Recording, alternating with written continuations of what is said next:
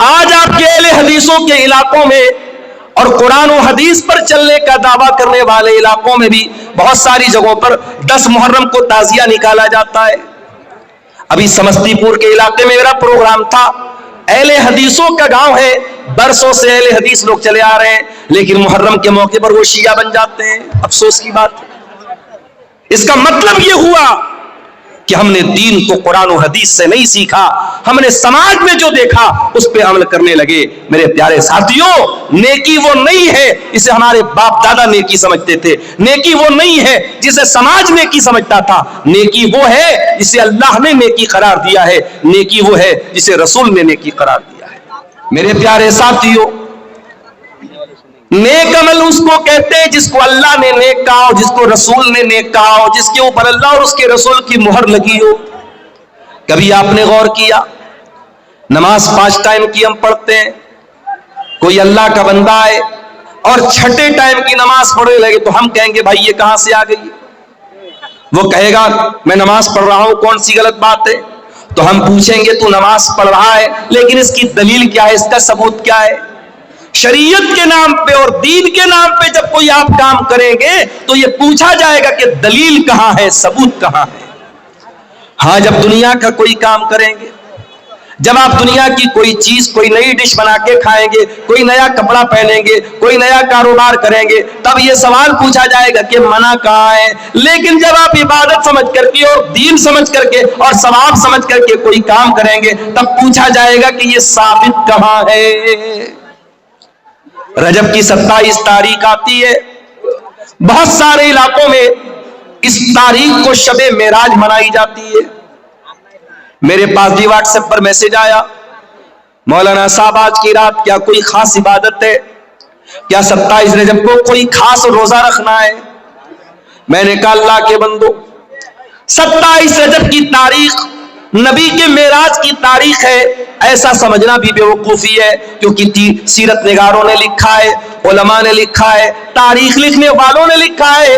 آپ سیرت کی کوئی بھی معتبر کتاب اٹھائیں, تمام علماء نے لکھا ہے کہ اللہ کے پیارے رسول کو کون سے سال میں معراج ہوئی یہ بھی کنفرم نہیں ہے, کون سے مہینے میں معراج ہوئی یہ بھی کنفرم نہیں ہے.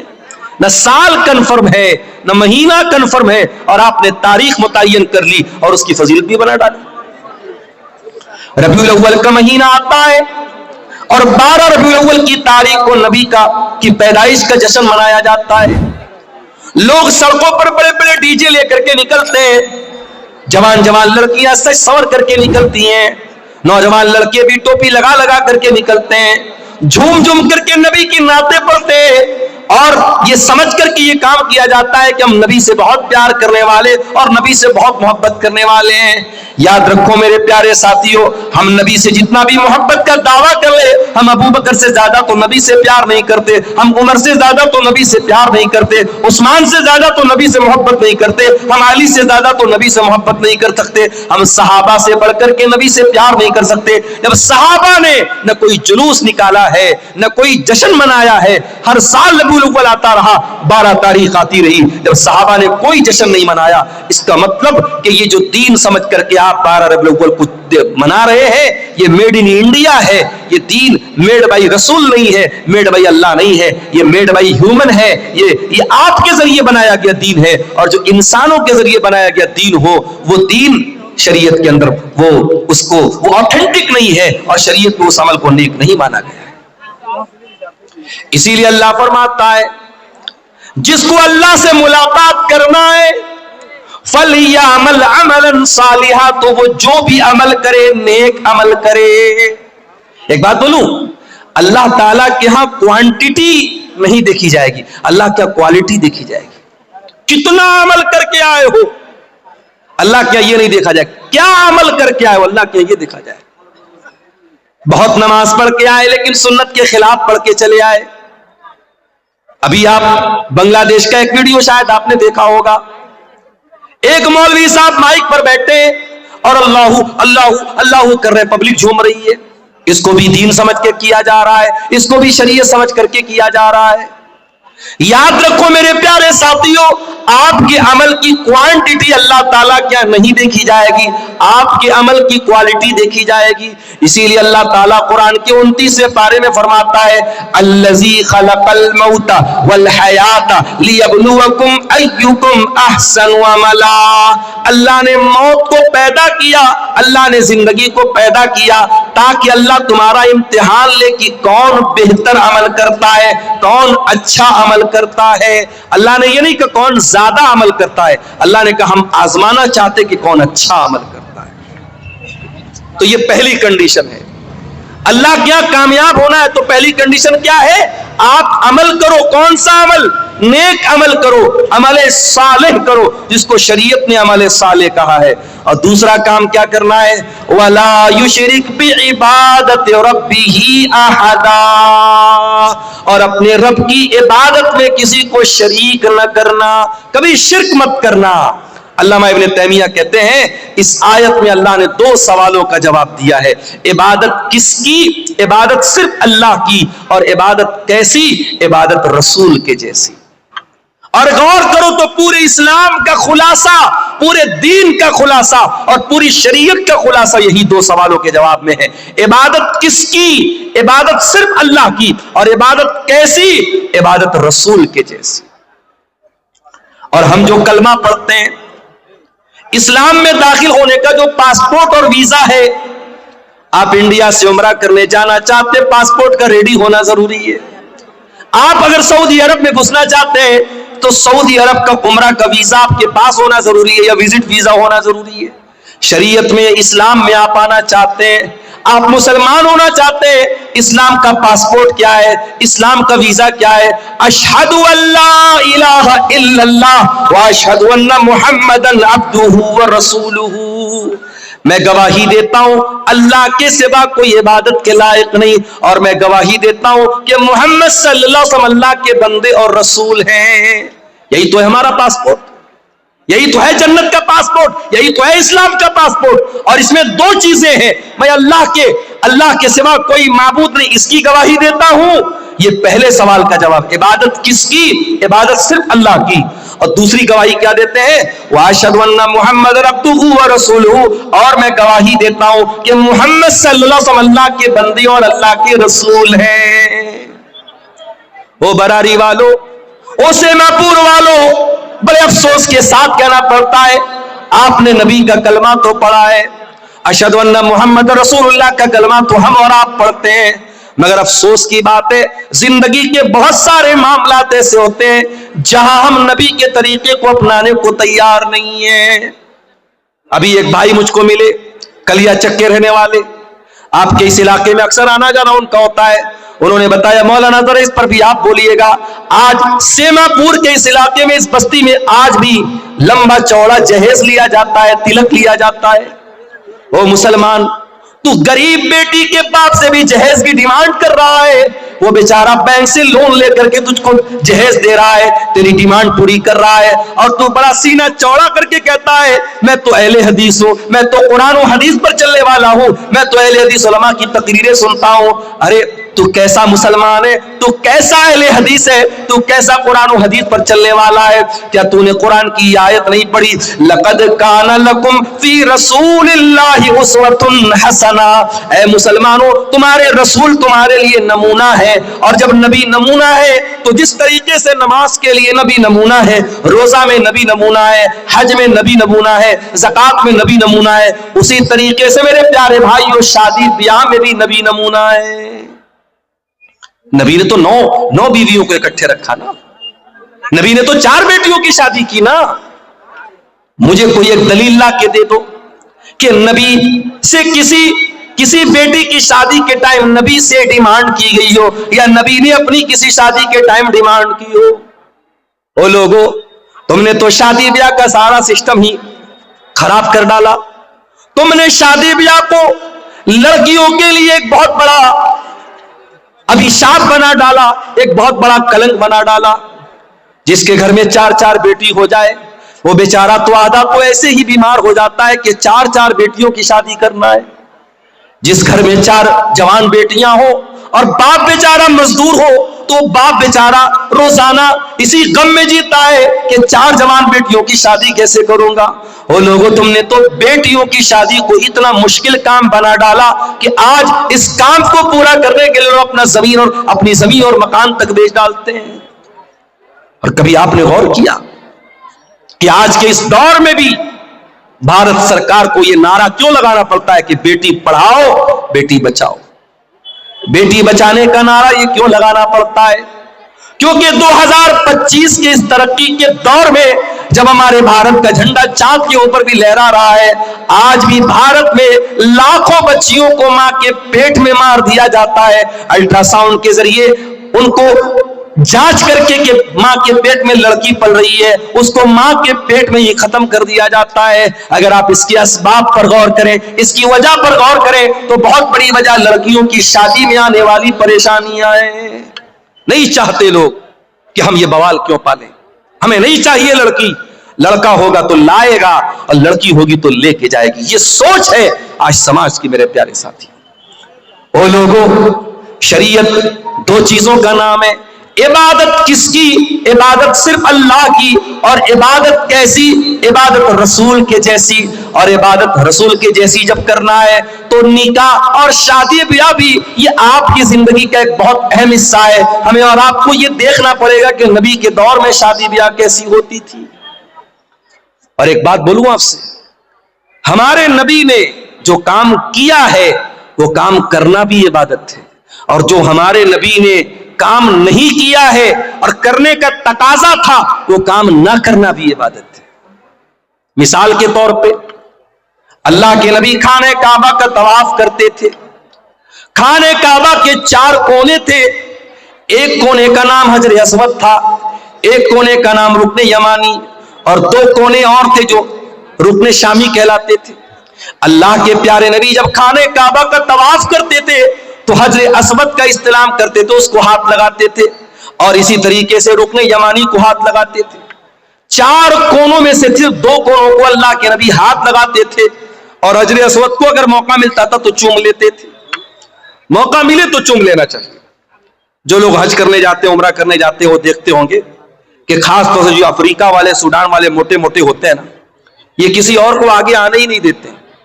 اب انڈیا اور پاکستان کے دبلے پتلے لوگ تو پہلے ان موٹے لوگوں کو دیکھ کے کنارے بھائی ہٹ جاؤ ہٹ جاؤ، وہ سب تو ایسا دائیں بائیں کیوں نہیں لگا کہ آپ کو ایسا ماریں گے کہ آپ بے ہوش ہو جائیں گے۔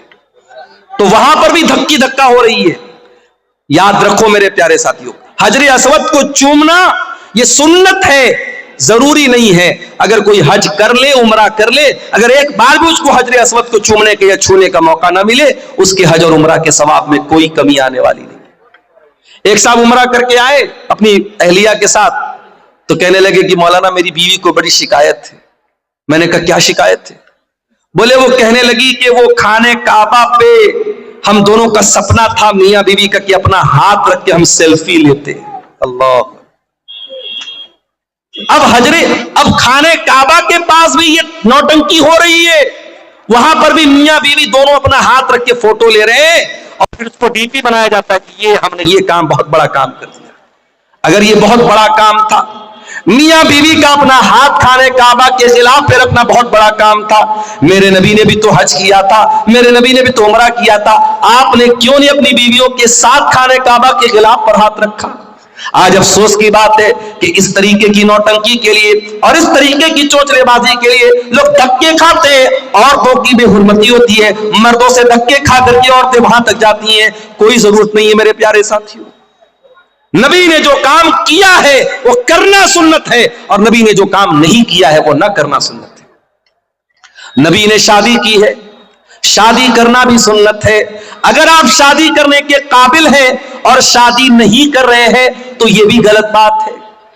ہوگا کسی اور مذہب میں یہ سسٹم، شادی مت کرو، دنیا چھوڑ دو، زندگی بھر ننگے رہو۔ اسلام میں ایسا کوئی کانسیپٹ نہیں ہے۔ اللہ کے نبی کے ایک صحابی تھے، ان کا نام تھا عثمان بن مظعون رضی اللہ تعالیٰ عنہ۔ انہوں نے طے کر لیا کہ میں شادی نہیں کروں گا۔ انہوں نے یہاں تک طے کر لیا کہ وہ اپنے آپ کو شادی کے قابل ہی نہیں رکھیں گے، وہ اپنے آپ کو खस्सी करा लेंगे, अपने खुशियों को निकलवा डालेंगे, अपने आप को शादी के काबिल ही नहीं छोड़ेंगे। उन्होंने ऐसा भी इरादा कर लिया। अल्लाह के प्यारे नबी को पता चला, आपने बुलवाया, आपने फरमाया या उस्मान, ऐ उस्मान, अतबतगी रहबानियतन, क्या तुम रहबानियत इख्तियार करना चाहते हो? क्या तुम वो मजहब इख्तियार करना चाहते हो जो अल्लाह को पसंद नहीं, जो रसूल को पसंद नहीं? ऐ उस्मान, कान खोल करके सुन लो, मैं अल्लाह का रसूल हूं, मैं नमाज भी पढ़ता हूं और मैं रात को आराम भी करता हूं, मैं रोजा भी रखता हूं और मैं कभी कभी गैपिंग भी देता हूं, मैं कंटिन्यू रोजा नहीं रखता हूं, यानी नफिल रोजा, और मैंने निकाह भी किया है, मैंने शादी भी की है, और यही मेरा तरीका है, और जो मेरे तरीके से हट जाए उसका मुझसे कोई ताल्लुक नहीं है।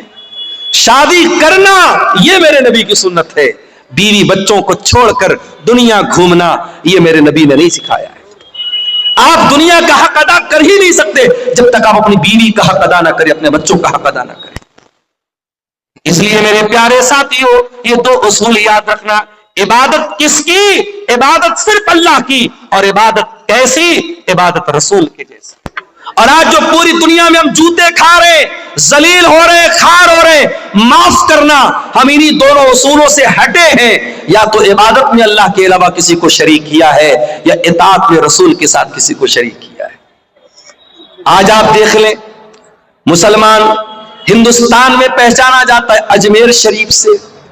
अजमेर शरीफ से इसकी पहचान होती है कि ख्वाजा साहब की दरगाह पर चादर चढ़ाई जा रही है, प्राइम मिनिस्टर की तरफ से और राष्ट्रपति की तरफ से चादर चढ़ाई जा रही है, और मुसलमान बेचारा बड़ा खुश होता है, हमारी मजार पे प्राइम मिनिस्टर की तरफ से चादर आ रही है। मैं कहता हूं मेरे प्यारे भाइयों, ये मजारों पर चादरें चढ़ाना ये कौन से इस्लाम का तरीका है? अरे तेरी कौम के कितने लोग नंगे सो रहे हैं, कितने तेरे कौम की बच्चियों के तन पर आज ढापने को कपड़ा नहीं है, और तू अल्लाह के वलियों के इंतकाल के बाद उनकी कब्रों पर चादर चढ़ा रहा है। और आप जाके पता लगा लीजिएगा, दरगाहों पे चढ़ने वाली ये चादरें ये रोटेट होती रहती हैं। जो चादर आप चढ़ाते हैं वही चादर मार्केट में बिकती है और दोबारा फिर चढ़ाई जाती है, रोटेशन चलता रहता है। ये एक धंधा बन चुका है। इस्लाम में न तो कोई पक्की कब्र की इजाजत है और न किसी कब्र के ऊपर चादर चढ़ाने की इजाजत है। इस्लाम कब्र परस्ती का मजहब नहीं है। हमारे प्यारे नबी ने अपने इंतकाल के पहले अपनी उम्मत को खबरदार किया था, लानल्लाहुल यहूद वन नसारा इत्तखज़ू कुबूर अंबियाइहिम मसाजिद। अल्लाह की लानत हो यहूदियों के ऊपर और ईसाइयों के ऊपर, उन्होंने अपने नबियों की कब्रों को सजदा करने की जगह बना लिया। कब्रों को सजदागाह बना लेना ये लानती लोगों का तरीका है, ये यहूद और नसारा का तरीका है। मेरे प्यारे साथियों, आज मुसलमान कब्र परस्ती से पहचाना जाता है। आज मुसलमानों के बच्चों के हाथ में और गले में तावीज, ये पहचान है कि वो मुसलमान का बेटा है। अरे तेरे नबी ने तो कभी तावीज नहीं पहना, तेरे नबी ने हसन और हुसैन को दुआएं पढ़ के दम किया, कभी हसन और हुसैन के गले में तावीज न डाला, कभी सहाबा ने अपने बच्चों के गले में तावीज न डाला। तुझे शॉर्टकट चाहिए, तूने इस्लाम का शॉर्टकट बना डाला। तूने नजर बद से बचने के लिए और जादू से बचने के लिए अपने बच्चों के गले में तावीज डाल दिया, और तूने कुरान, लोग कहते हैं मौलाना साहब तावीज के अंदर कुरान लिखा रहता है, कभी जाग के देख लेना, ये तावीज को मैंने खोल के देखा है, कोई कुरान वरान नहीं लिखा रहता है। तावीज के अंदर कुरान नहीं, शिरकिया चीजें लिखी रहती हैं। या जिब्रील या मीकाईल या इसराफील, फरिश्तों को पुकारा जाता है, फरिश्तों को अल्लाह के सिवा पुकारा जाता है। और अगर 2 मिनट के लिए मान भी लिया जाए कि तावीज के अंदर कुरान लिखा है, तो कुरान तावीज में आप पहने हुए हैं, उसी हालत में बीवी से मुलाकात कर रहे हैं, उसी हालत में लेटरिन में जा रहे हैं, उसी हालत में बाथरूम में जा रहे हैं, क्या ये कुरान की बेहुरमती नहीं है? क्या ये कुरान का अपमान नहीं है? मेरे प्यारे साथियों, हर उस अमल से बचो जो अल्लाह की तौहीद से टकराने वाला। याद रखो मेरे भाइयों, अगर तौहीद गड़बड़ है, अल्लाह के हम कभी कामयाब नहीं हो सकते। इसलिए कि अल्लाह कुरान में कहता है, इन्नहु मन युशरिक बिल्लाहि फक़द हर्रमल्लाहु अलैहिल जन्नह। जो अल्लाह के साथ शिर्क करेगा उसके ऊपर अल्लाह ने जन्नत को हराम कर दिया है। व मअवाहुन नार, और ऐसे इंसान का ठिकाना जहन्नम है। व मा लिज़्ज़ालिमीन मिन अंसार, और शिर्क करने वालों का कोई मददगार नहीं होगा, मुशरिक का कोई मददगार नहीं होगा। لوگ کہتے ہیں نا سرکار کا دامن پکڑ لیں گے، سرکار کا دامن پکڑ لیں گے. ارے نبی کا دامن اور نبی کی شفاعت کسی مشرک کو نصیب نہیں ہوگی. اللہ کے پیارے نبی فرماتے ہیں قیامت کے دن میں اسی کے حق میں شفاعت کروں گا جو میری توحید پر قائم، جو اللہ کی توحید پر قائم ہوگا، جو لا الہ الا اللہ کے اوپر قائم رہے گا. اسی لیے توحید کی حفاظت کرو میرے پیارے ساتھیو. مرتے دم تک کبھی شرک نہ کرنا. لا تشرک باللہ. اللہ کے نبی نے معاذ ابن جبل کو وصیت کی تھی، اے معاذ ابن جبل اللہ کے ساتھ کسی کو شریک مت کرنا. وَإِن قُتِلْتَ أَوْ حُرِّقْتَ، تمہیں قتل کر دیا جائے، تمہیں جلا دیا جائے، جل جانا، قتل ہو جانا، مگر اللہ کی ذات کے ساتھ کسی کو شریک نہ کرنا. شرک مت کرنا میرے پیارے ساتھیوں. اپنی پیشانی کو اللہ کے سوا کسی اور کے در پہ مت جھکانا. اور یاد رکھو اگر یہ شرک ہو گیا اور بغیر توبہ کیے انسان دنیا سے چلا گیا تو اللہ کیا اس کی معافی نہیں ہے. ان اللہ لا یغفر ان یشرک بہ ویغفر ما دون ذلک لمن یشاء. جو دنیا سے شرک کر کے چلا گیا اور شرک کی حالت میں مر گیا، اللہ فرماتا ہے اس مشرک کی ہم مغفرت نہیں کریں گے. مشرک کی اللہ تعالیٰ کی معافی نہیں. اچھا میں ایک مثال سے بات کرتا ہوں. مکان آپ کا ہے، گھر آپ کا ہے، کوئی دوسرا آ کر کے آپ کے مکان پہ قبضہ کر لے اور آپ کے مکان کو اپنا مکان کہے کہ آپ گوارا کریں گے. آپ کی بیوی نکاح آپ کر کے لائے اور آپ کے بجائے کسی اور کو شوہر مانے، کیا آپ گوارا کریں گے؟ نہیں نہیں، میری بیوی ہے، میرے علاوہ کسی اور کو نظر بھر کے دیکھیے، ہم تو یہ بھی گوارا نہیں کریں گے. جب ہماری غیرت یہ تقاضا کرتی ہے کہ جو چیز ہماری ہے اس پر کسی اور کا حق نہ ہو. اللہ تو ہم سے زیادہ غیرت والا ہے، اللہ تو سب سے زیادہ غیرت والا ہے. اللہ کی غیرت کو گوارا نہیں ہے کہ عبادت میں اللہ کے ساتھ کسی کو شریک کیا جائے. تو عبادت کس کی؟ عبادت صرف اللہ کی. اب آؤ ذرا دوسرے سوال پر ہم غور کریں. عبادت کیسی؟ عبادت رسول کے جیسی. آج ایک نماز آپ پڑھتے ہیں، کسی مسجد میں چلے جاؤ کوئی سینے پر ہاتھ باندھ رہا ہے، دوسری مسجد میں چلے جاؤ ناف کے نیچے ہاتھ باندھ رہا ہے، تیسری مسجد میں چلے جاؤ ہاتھ چھوڑ کے نماز پڑھ رہا ہے. ایک نماز اسلام کی عبادت ہے، 36 طریقے سے نماز پڑھی جا رہی ہے. ہر مسجد میں ایک نیا طریقہ ہے. ایک مسجد میں گئے السلام علیکم ورحمۃ اللہ، السلام علیکم ورحمۃ اللہ کہنے کے بعد امام صاحب اور مقتدی لوگ زور سے کہتے اللہ اکبر، استغفر اللہ استغفر اللہ استغفر اللہ. دوسری مسجد میں گئے، امام نے سلام پھیرا، جلدی سے ہاتھ اٹھایا، امام دعا کرنے لگا، پیچھے مقتدیوں نے بھی ہاتھ اٹھایا اور امام کی دعا پر آمین کہا. نماز کے طریقے میں اتنا متبھید کیوں ہے؟ نماز کے طریقے میں اتنا فرق کیوں ہے؟ کیوں اپنے اپنے مسلک کی طریقے کی نمازیں بنا کے آپ نے رکھی ہیں؟ آؤ میرے پیارے ساتھیوں، آج اس اسٹیج سے، مدرسہ اصلاحیہ کے اس اسٹیج سے آپ کو اتحاد کی دعوت دیتا ہوں، آپ کو ایکتا کی دعوت دیتا ہوں. آؤ نماز کا وہ طریقہ چلے گا جو جناب محمد رسول اللہ صلی اللہ علیہ وسلم نے بیان کیا. اور آپ نے فرمایا صلو کما رأیتمونی اصلی. اے میری امت کے لوگوں، اس طریقے پر نماز پڑھتے رہو جس طریقے پر تم نے نماز مجھ کو پڑھتے ہوئے دیکھا ہے. اور نبی کا یہ کہنا کہ میرے طریقے پر نماز پڑھتے رہو، نبی کا یہ کہنا اس بات کی دلیل ہے کہ قیامت تک وہ طریقہ محفوظ رہے گا.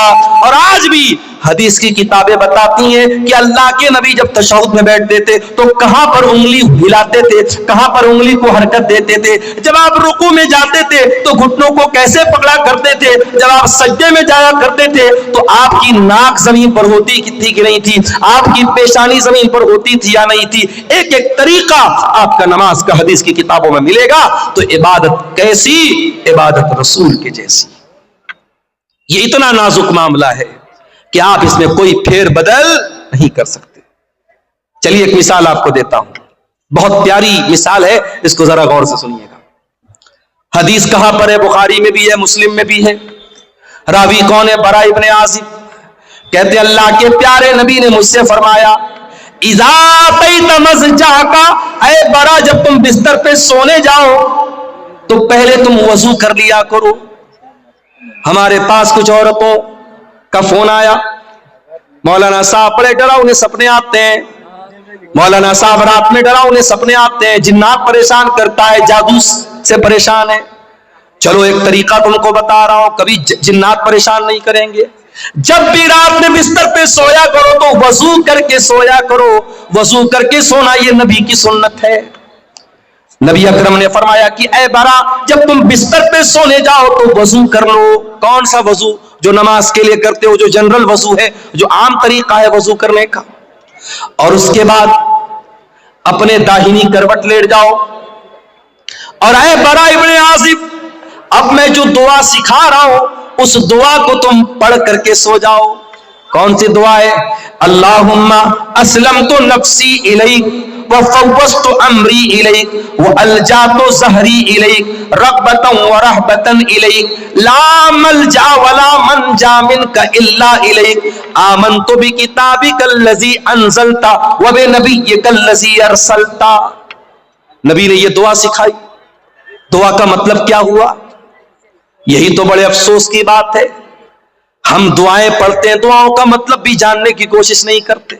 کتنی پیاری دعا ہے, اللہم اسلمت نفسی الیک. اے اللہ میں بستر پہ سونے جا رہا ہوں, نہیں معلوم صبح زندہ اٹھوں گا کہ نہیں اٹھوں گا. اے اللہ میں اپنے آپ کو تیرے حوالے کر کے جا رہا ہوں. وفوضت امری الیک, اور اے اللہ میری تجوری میں کتنا پیسہ ہے, میرے بچوں کا کیا بنے گا, میری بیوی کا کیا بنے گا, میرے جو بھی معاملات ہیں اے اللہ میں تیرے حوالے کر کے جا رہا ہوں.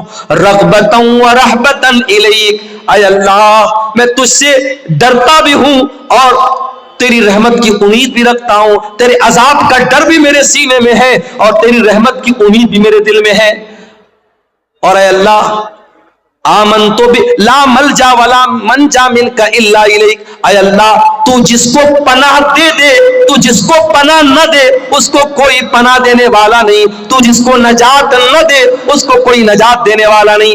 آمنتو بکتابک الذی انزلت, اے اللہ میں تیری کتاب پر ایمان لاتا ہوں جو کتاب تو نے اتاری ہے. وبنبیک الذی ارسلت, اور میں تیرے نبی پر ایمان لاتا ہوں جس نبی کو تو نے رسول بنا کے بھیجا ہے. یہ ہے دعا کا ترجمہ, دعا کا انواد جو تھوڑا سا میں نے آپ کے سامنے کیا ہے.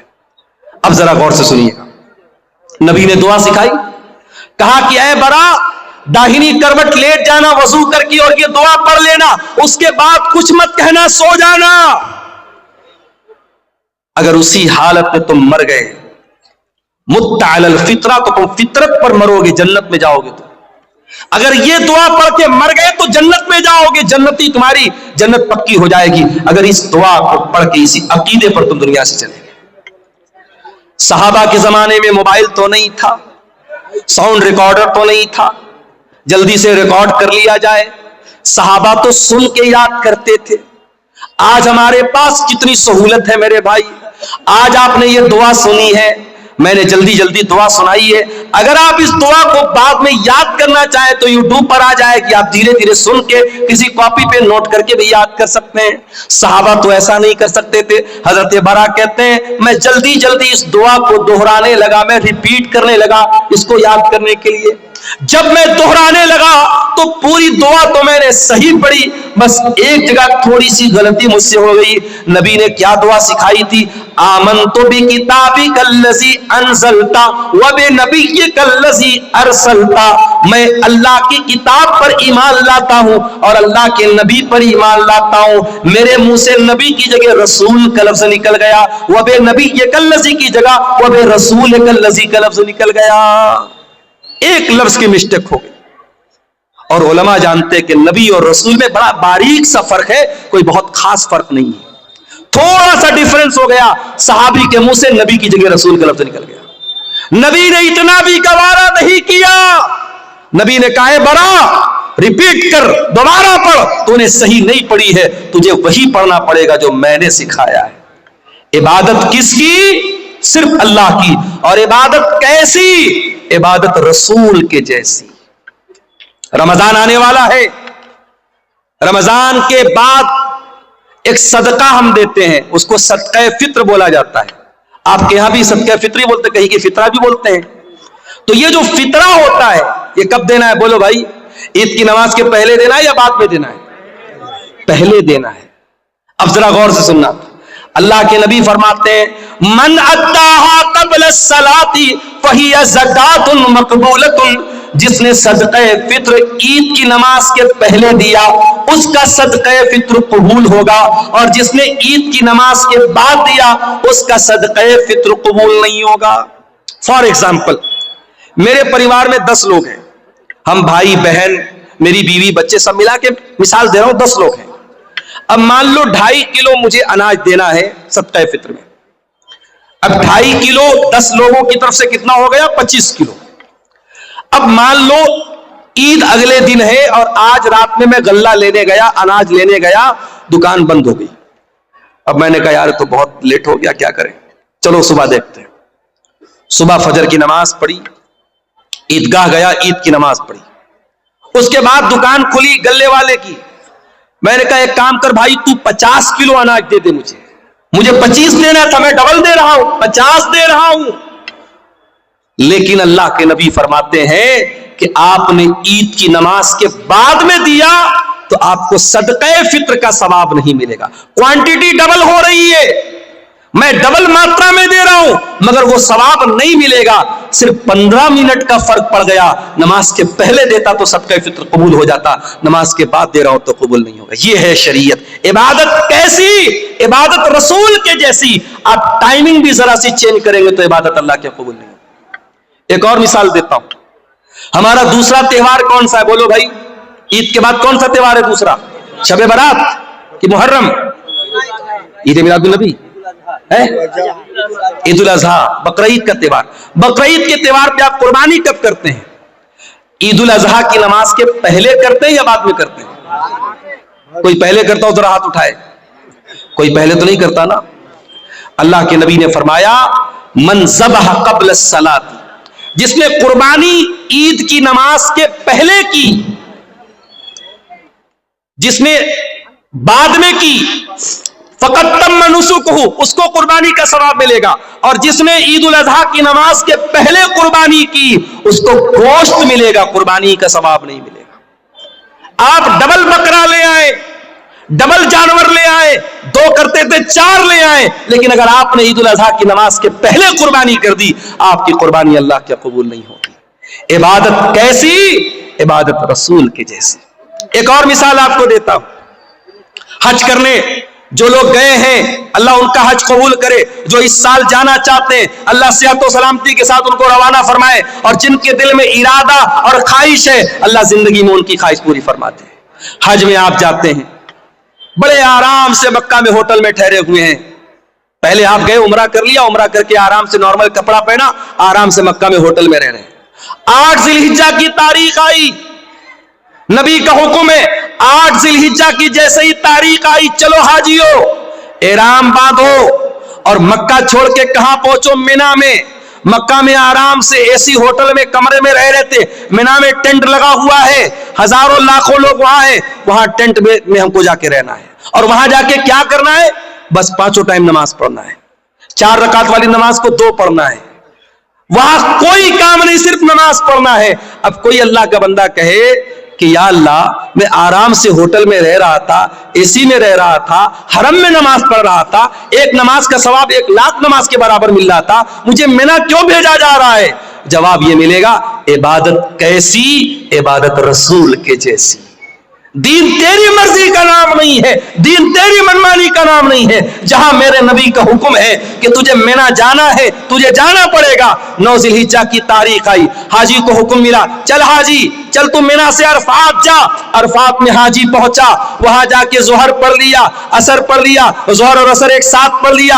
اب ظہر سے لے کر کے سورج ڈوبنے تک 5 گھنٹہ 6 گھنٹہ کڑی دھوپ نکلی ہے، مئی کا مہینہ ہے، حاجی آرام سے اپنے مینا میں ٹینٹ میں رہ رہا تھا، اس کو عرفات میں بھیجا گیا ہے کھلے میدان کے نیچے 5-6 گھنٹہ کیا کرنا ہے؟ کچھ نہیں کرنا ہے، کوئی نماز پڑھنا ہے نہیں پڑھنا ہے، ظہر عصر کے بعد وہاں بیٹھ کے اللہ کا ذکر کرنا ہے، دعائیں کرنا ہے۔ یہ حج کا پورا طریقہ کبھی آپ غور کیجئے گا، حج کا پورا طریقہ ہمیں بتاتا ہے اسلام ہماری مرضی کا نام نہیں ہے، اسلام ہماری خواہشات کا نام نہیں ہے، اسلام اپنی اچھاؤں پر چلنے کا نام نہیں ہے، اسلام اللہ اور اس کے رسول کے طریقے پر چلنے کا نام ہے۔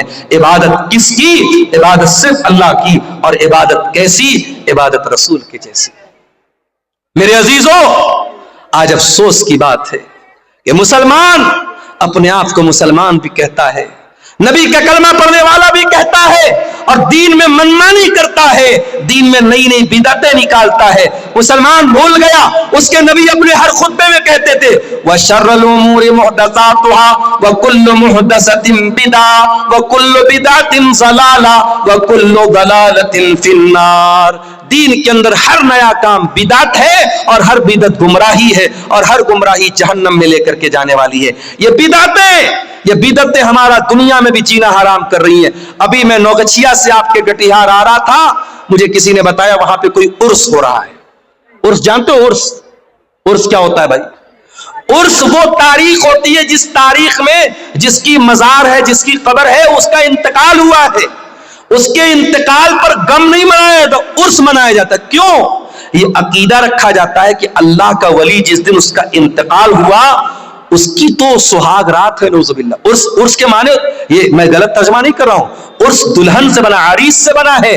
गोया कि वो अल्लाह से मुलाकात कर रहा है, अपने महबूब से मिल रहा है, उसकी शादी की रात है, उस खुशी में उर्स मनाया। अस्तगफिरुल्लाह, ये है उर्स की हकीकत। और मुसलमान आज उर्स मना रहा है, पूरा नौगछिया का पूरा रोड जाम है।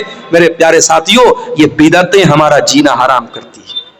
आज आप देख लो, इस्लाम के ऊपर अमल करने में कोई ट्रैफिक जाम नहीं होता, इस्लाम पर अमल करने में किसी के लिए कोई मसला खड़ा नहीं होता। मसला तब खड़ा होता है जब हम बिदात और खुराफात में मुब्तला होते हैं। और अल्लामा इकबाल ने सही कहा था, ये उम्मत रिवायात में खो गई, हकीकत खुराफात में खो गई। मेरे भाइयों, बिदअत से बचो। और आखिरी बात बयान करके बात खत्म कर रहा हूं, ये बिदअत जो होती है ये आखिरत में भी बहुत घाटे का सौदा बनेगी, आखिरत में भी बहुत नुकसान पहुंचाएगी। अल्लाह के नबी जब कयामत के दिन अपने उम्मतियों को कौसर का जाम पिलाएंगे तो कुछ ऐसे लोग आएंगे जिनके हाथ और पैर चमक रहे होंगे वजू की वजह से,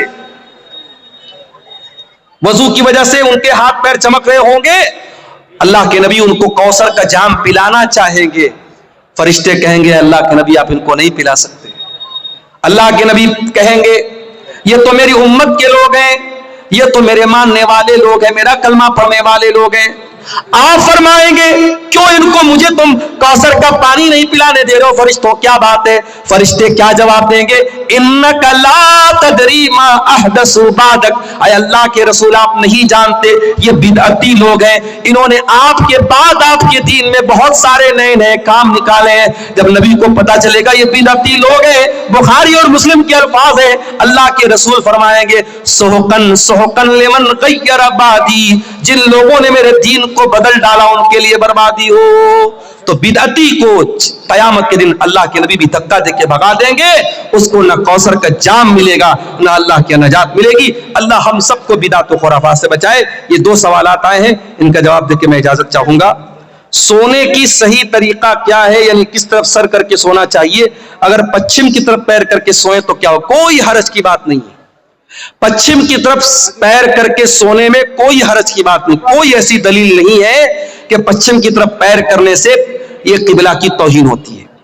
पश्चिम की तरफ सिर्फ आपको पेशाब करने से मना किया गया है, पश्चिम की तरफ आपको पाखाना करने से मना किया गया है। पश्चिम की तरफ आप जब पेशाब पाखाना करें तो ना तो अपना चेहरा करें ना पीठ करें। इसी तरीके से पश्चिम की तरफ थूकने से मना किया गया है, लेकिन पश्चिम की तरफ पैर करके सोने में कोई हरज की बात नहीं है। बल्कि अगर कोई मजबूर आदमी है जो बैठ करके नमाज नहीं पढ़ सकता है, जब वो लेट करके नमाज पढ़ेगा तो उसका पैर किधर होगा? पश्चिम की तरफ ही होगा। लिहाजा अच्छा, सोने का सही तरीका क्या है? बहुत आसान है। आप दाहिनी करवट लेट जाएं और अपने गाल के नीचे अपना हाथ रख लें और जो दुआएं अल्लाह के नबी ने सिखाई है वो दुआएं पढ़ के सोएं, वजू करके सोएं, तो ये ज्यादा बेहतर है। ये तरीका जो सोने का बताया गया है। भागलपुर जिला में एक जगह है जिसका नाम बीपुर है, वहां पे एक पीर के नाम से मशहूर है। वहां पे कटिहार के मुसलमान और भागलपुर के मुसलमान ज्यादातर मन्नत के इरादे से बकरा और मुर्गा चढ़ाने जाते हैं। बिल्कुल गलत है ये। शब बारात में खूब रोजा रखते हैं। इसी जिम्न में शब बारात का 14-15 रोजा रखना जरूरी। देखिए, शब बारात का रोजा साबित नहीं है, लेकिन हर महीने की चांद की 13, 14, 15 तारीख का अय्याम 20 का रोजा, जो चांदनी रातों का रोजा होता है, वो अल्लाह के नबी रखते थे। तो अगर आप हर महीने रखते तो शाबान में भी रखिए, اگر شعبان میں آپ رکھنا چاہتے ہیں 13, 14, 15 کا آپ روزہ رکھ سکتے ہیں, لیکن خاص 15 شعبان کا شب برات کا روزہ بالکل غلط ہے, اس کا کوئی ثبوت نہیں ہے. اسی طریقے سے ابھی یہ جو بھائی نے بتایا پیر پور میں جا کے مرغا اور بکرا چڑھا رہے, بالکل غلط ہے, حرام ہے.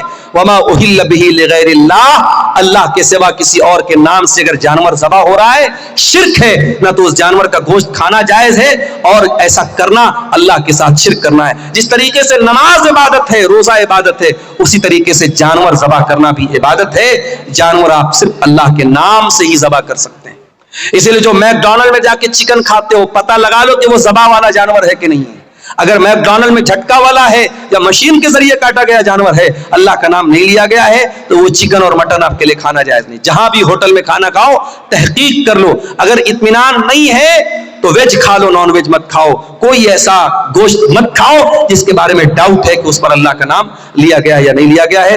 یہی باتیں ہیں جن پر میں آپ سے اجازت چاہتا ہوں. اللہ سے دعا ہے رب العالمین ہم سب کو کہنے سننے سے زیادہ عمل کی توفیق عطا فرمائے. آمین. وآخر دعوانا الحمدللہ رب العالمین, والسلام علیکم ورحمۃ اللہ. کبیراج کی علاج کرانا کیسا ہے؟ ہماری برادری کی عورتوں کا بہت زیادہ بھروسہ رہتا ہے. کون ہے کبیراج؟ دیکھیے اگر کوئی حکیم ہے, کوئی وید ہے جو دواؤں سے علاج کر رہا ہے, تو اس سے تو آپ علاج کرا سکتے ہیں, چاہے وہ مسلمان ہو یا غیر مسلم ہو. لیکن یہ کبیراج کوئی صاحب ہے, اب اگر وہ ٹٹکے سے علاج کر رہے ہیں, کچھ منتر ونتر پڑھ رہے ہیں, تو ایسے انسان کے پاس جو منتر وغیرہ کے ذریعے, یا یہ کہہ لیجئے جادو کے ذریعے, یا یہ کہہ لیجئے اپنی روحانی طاقت کے ذریعے علاج کر رہا ہے, اس کے پاس جا کے علاج کرانا حرام ہے. ایسے بہت سارے اوجھا اور بابا ہوتے ہیں, وہ مریض کو ایسے ہاتھ لگا دیتے ہیں, مریض ٹھیک ہو جاتا ہے. یہ سب شیطانی طاقتیں ہیں, کبھی خبردار ان کے پاس نہیں جانا ہے. آپ تکلیف برداشت کر لو, لیکن شرک کے اڈوں پر مت جاؤ میرے پیارے ساتھیوں. بالکل یہ غلط ہے, اور مسلمان عورتیں اگر وہاں جا رہی ہیں, غلط کر رہی ہیں, ان کے گھر کے گارجین کو چاہیے کہ اپنے گھر کی عورتوں کو ایسا نہ کرنے دیں. ٹھیک ہے سر, جزاک اللہ خیر.